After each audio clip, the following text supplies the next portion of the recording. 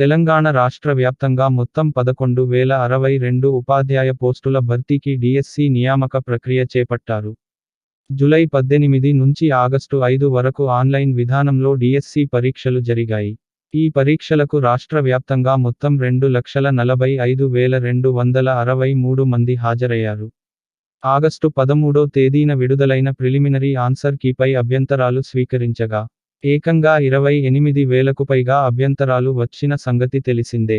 దీంతో పరీక్ష రాసిన అభ్యర్థుల్లో గందరగోళం నెలకొంది.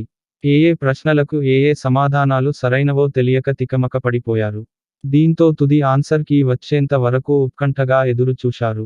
శుక్రవారం ఫైనల్ ఆన్సర్ కీ విడుదలవడంతో ఉత్కంఠకు తెరపడింది. త్వరలో ఫలితాలు కూడా విడుదల చేసి వీలైనంత త్వరగా టీచర్ ఉద్యోగ నియామక ప్రక్రియ పూర్తి చేయాలని విద్యాశాఖ భావిస్తోంది.